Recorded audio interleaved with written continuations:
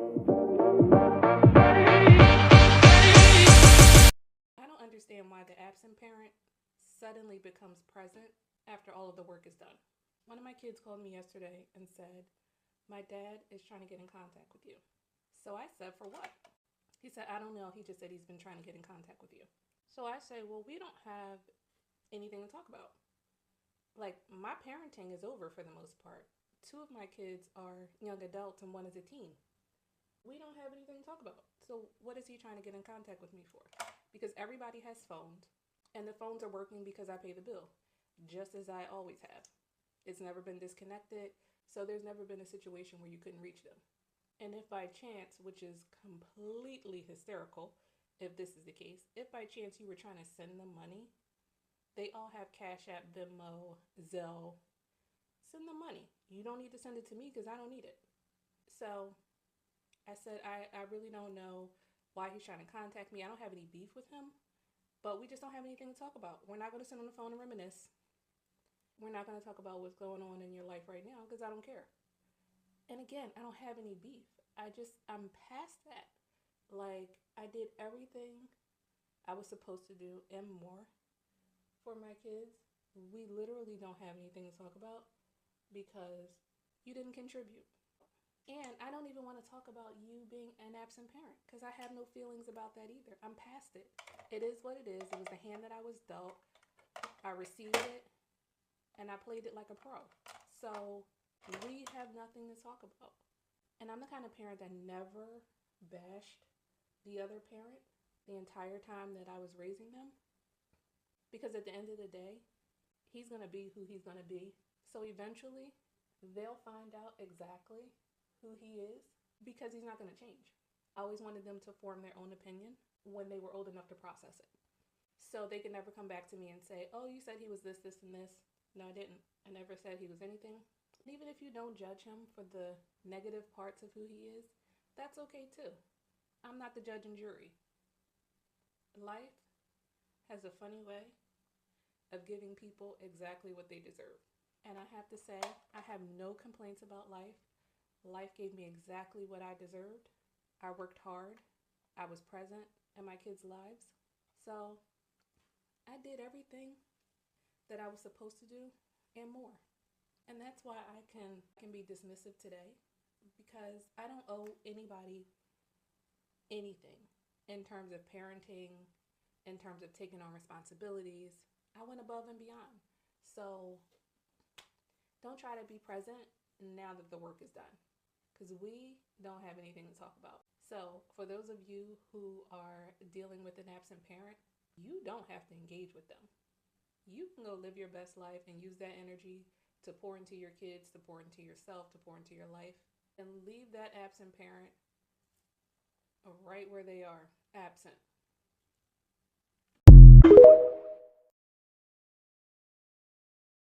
Listen, let's stop this fucking now. Let's stop it now. There is no village. Let me tell you, young girls, what nobody's gonna tell you. You got fucking 3 kids at 24 years old. You're getting ready to struggle. You're getting ready to cry. You're getting ready to be depressed. You're getting ready to want to unalive yourself. Okay? You're so in love with the baby daddy and you keep laying on your fucking back. You're going to be alone. Your friends that all think your baby's cute, while they're out twerking something cute in a cute little pretty girl outfit arrangement, you're going to be home with those fucking babies. Drowning in postpartum. Drowning in depression. Drowning in your fucking mistakes and decisions. And all your friends, "Oh, I'm your friend." No, ain't no fucking friends, babe. That's just what they are. Your friends are not your baby dad. Nobody's going to tell you. Your mother's not going to tell you. Your father's not going to tell you. You're going to find out when you call them because you have a job interview and nobody can watch your fucking kid. And they're home. They're off that day. You're going to find out when you're down to the change in the middle of your console to put gas in your car. That love ain't all that. Love takes hostages and will leave you and your kids in fucking poverty and turmoil. So buckle the fuck up. Because I'm going to tell you what nobody's telling you. Them fucking babies are yours. And that man ain't never gonna fucking change. This shit is hard. And I have more than a lot of you bitches. And I'm struggling. So let me tell you bitches when nobody will. Let me tell you when nobody will. Especially you young girls who keep laying on your fucking backs having all these babies thinking it's cute. I know what you're going through behind closed doors. I know you're crying yourself to fucking sleep. I know you're overstimulated and you're being a mean fucking mom. I know what the fuck is going on. So you can try to post your pictures and their cute little dresses and their shirts. But baby, I got two. One's with my ex-husband from a very formal relationship, okay? By the book. And the other is from a narcissist that I got with after.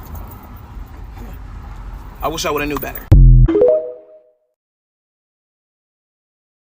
Let me make something clear. Giving me a hard time while I'm already having a hard time raising your child on my own is crazy work. I will never understand the baby fathers who have less on their plate and give us more responsibility because they neglect their responsibilities, because of their lack of efforts, the lack of consistency, the lack of maturity, the lack of communication to support their child. And you're giving me a hard time.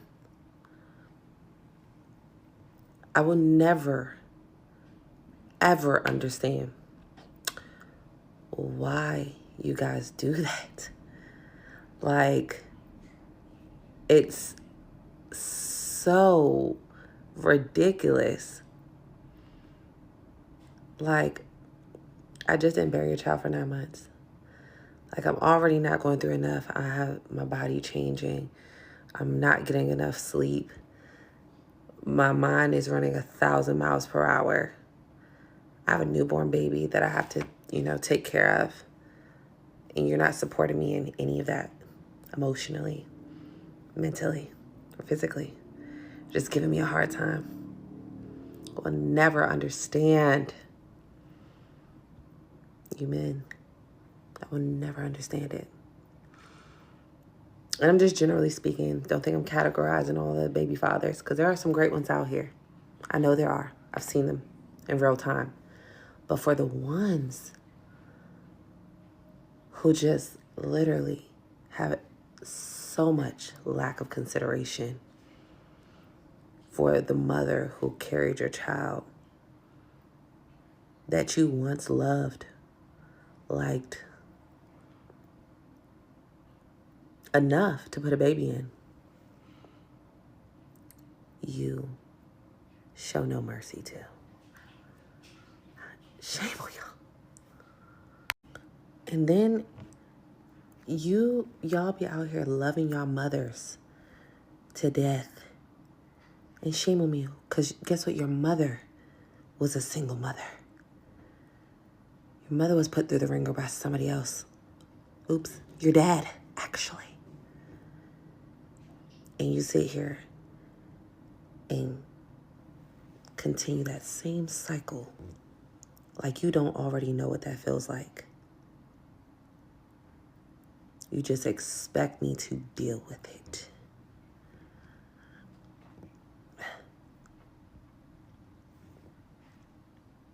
Make it make sense. Every day more and more, y'all just give me a reason to talk about y'all more and more.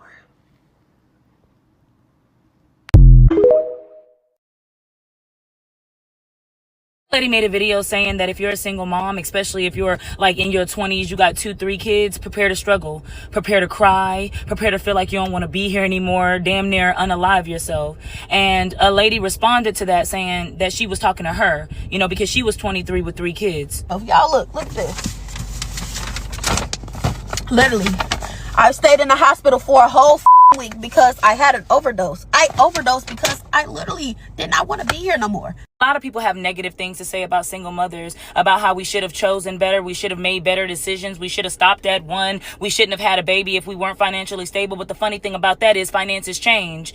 You could be stable one year and then the next year not know how you're going to eat. And guess what? Those kids still have to eat. A lot of people will say, well, you should have stayed with the man or you should have stayed within your marriage. That is your fault. But I tell you, and I'm going to tell you again, that staying in a situation that doesn't serve you, even if you are afraid of what comes next, is going to hurt you further. It's going to cause more damage to you. There are going to be more things that you're going to need to heal from. This lady talks about how nobody really told her what it meant to be a wife and a mother, just like nobody really told me. I'm going to say it until my lips turn blue, until everybody just blocks me because they can't stand me talking. Your 20s is not for childbirth. Your 20s is not for marriage. It isn't. It's to get to know who you are. It's to figure out what you like to do certain hobbies. It's to figure out what you're even into. Yes, you can be in a relationship, but everybody that you get into a relationship with is not meant to be your husband, is not meant to be the father of your child. Saying this because I'm bitter. I'm not saying this because I hate men. You are going to lose a piece of you. And if you are already not whole, you can't really afford to lose any more of yourself. Having a child changes you. Having multiple children will change you. And you need to be mentally strong. Every time I say be strong, women use all their strength to say, no, I won't be. But baby, giving up is not an option, especially if you have children. That's just what it is. We can't give up. Let me be clear, everybody is going through it. 20-year-olds, 50-year-olds, married people, single people. There's a single father of 4 right now that's about to have a beer before 5 because he's about had a damn enough. So don't think that you're alone because you're not alone, but you will find out how cruel the world is. And you will find out that nobody is coming to save you. You're going to feel uncertain. You're going to feel lost. You're going to feel like you're the worst mom in the world. But you know what? If you're stressing about whether or not you're a good mom, 9 times out of 10, you're a good mom because bad moms don't really care. Kids aren't going to understand your financial situation, and your kids are not going to understand your relationship choices, nor do they need to. But what they do understand is your energy. So when you are anxious, they are anxious. When you are afraid, they are afraid. When you are mad, they are enraged. If you don't know what's going on, they certainly don't know what's going on. You didn't ask to be here, baby. Neither did they. So what we're going to do is we're going to keep that energy really, really positive around them. Because you don't have a village now does not mean you won't have one in the future, but we got to ask for help. You've got to reach out. Isolation is not going to help you. Start a business, DoorDash, keep moving. Giving up is not an option. Let me show you how to ask for help. Hey, I'm Keita, and I created the Growing Through It journal because I think all of us are trying to grow through whatever the hell this is. And if you're like me and you like to journal, but your journal doesn't have receipts, tear stains, regrets, master plans, I believe you're doing it wrong. If you purchase one of my journals, a percentage is going to go to this mama, and we're going to create this village that not a lot of us seem to have. But in the meantime and in between time, we're going to find joy throughout our day. We're going to find things that we're grateful for. And if you're struggling with that, look at your children. And we're going to keep going because giving up's just not an option. Now, is it, love? Let me make something clear. Giving me a hard time while I'm already having a hard time raising your child on my own is crazy work. I will never understand the baby fathers who have less on their plate and give us more responsibility because they neglect their responsibilities, because of their lack of efforts, their lack of consistency, their lack of maturity, their lack of communication to support their child. And you're giving me a hard time. I will never ever understand why you guys do that. Like, it's so ridiculous. Like, I just didn't bury your child for 9 months. Like, I'm already not going through enough. I have my body changing. I'm not getting enough sleep. My mind is running 1,000 miles per hour. I have a newborn baby that I have to, take care of. And you're not supporting me in any of that, emotionally, mentally, or physically. Just giving me a hard time. I will never understand you men. I will never understand it. And I'm just generally speaking. Don't think I'm categorizing all the baby fathers, because there are some great ones out here. I know there are. I've seen them in real time. But for the ones who just literally have so much lack of consideration for the mother who carried your child that you once loved, liked, enough to put a baby in,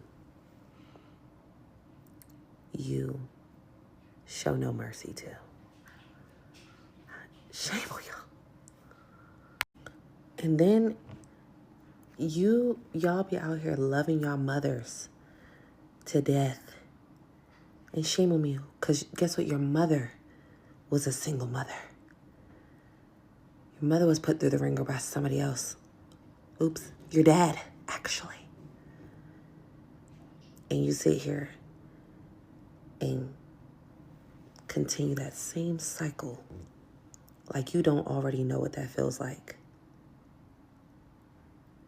You just expect me to deal with it.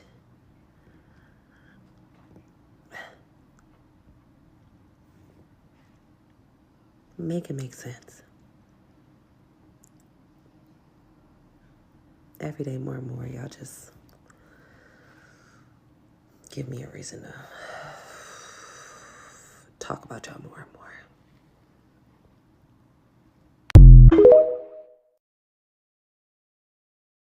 Ladies, if you are thinking about having kids, if you are thinking about having another kid, only consider having a child if you are fully prepared to raise them by yourself. I don't care if you're married. I don't care if you're in the best relationship. You guys are soulmates. That person may not be there forever, okay? But more so than just taking care of the child, financially, if you are not able to take care of a child fully by yourself, you do not need to be having one. When a relationship ends, everyone is hurting. And everyone, goes through their mourning phase and to death, and you go through that process. And ladies, when you finally start getting yourself together and loving yourself, and you no longer make him a priority, you're not checking his social media, you're not worried about him, the only way he can get to you is through those children. He will do whatever he can to get to you, to disrupt your peace, to slow you down, to stop your glow up. And they do it through money. They know that it is almost impossible to raise a child on one income in this society. They know that you both agreed when you had the baby that it was a team effort. But a lot of men, when things are not going their way, when they are mad at you, when they see you are moving on, when they see that they don't have the ability to ruffle your feathers emotionally, you don't care who they're with, you don't care what they're doing, you don't care why they're doing it. He is a thing of the past. The only thing that he has is the ability to control you through money. He will either give you nothing at all or make promises that you then depend on, and then he won't come through and you are stuck. Most mothers, when you are a good mother, and your child comes to you and says, I want to do gymnastics, I want to be in the band, I want to play football, and all of this stuff costs money. Good mothers don't say we can't afford it. Good mothers don't say no. You know what good mothers say? Give me some time to figure it out. And that's when the sleepless nights come in. That's when you get a second and third job. We get used to doing it by ourselves. We get used to being the one to be at the doctor's appointments and the teachers' conferences and getting the kids ready for school and figuring out the daycare and the childcare. We get used to that. We rise to the occasion. Where we hurt the most is financially. And if you can get yourself in a position where whether or not he does the right thing, you guys will be okay, I promise you, your life will change for the better. Your stress level will change for the better. You do not have to hold yourself hostage depending on his behavior. So if you are not at a point in your life where you can do that, don't have another kid. Even if you're a stay-at-home mom, at least have a skill, at least have something that you can fall back on financially, so that if in the event you are the sole person caring for these kids, you are always able to provide for them, because I'm telling you, I don't care how good a man is, how great the relationship is, when he cannot get to you emotionally, he will try to get to you financially. And the best way to protect yourself is to be able to provide for you and your children. Is he still responsible for those kids financially and doing his part? Of course. But whether or not he does, you guys will be okay. That's the position that you need to make sure that you are in before you ever have a child. Otherwise, you will be stressed out.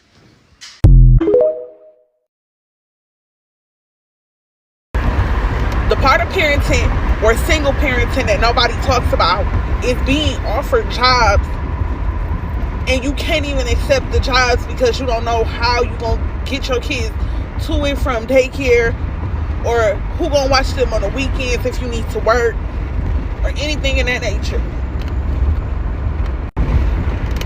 I absolutely love my kids to death, but if I could talk to the younger me, I would tell me to wait. I would tell me to wait to have kids until I know that I either am financially stable or I'm having a team behind me that can help me, because everybody needs a community. And when you are alone doing this, it's the worst. It's the worst feeling in the world. I absolutely love my kids to death. I'll do anything for them. But when you are trying to give them the best, and you have multiple baby daddies that won't even be like, hey, what's your work schedule? Let me help you, because I know you done help me, because I can go to work whenever I feel like it, and I can make as much money as I feel like it, and I can do the bare minimum for my child. It's sickening. It's sickening. And I'm not dealing with one, not two, but three men that fail to realize that they mama needs to work too. And it hurts me to the core, because I try to do as much as I can or work around these men's schedules, far as pick up and drop offs, and I always get the shit end of every stick. I try not to be the baby mama that's calling, complaining, or even asking for too much or nothing.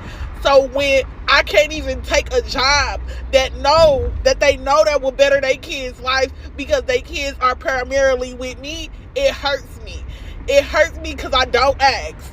I don't bother. I don't tell if the kids needed diapers, or if they needed shoes, or if they needed socks, or anything. I'm not that type of mother.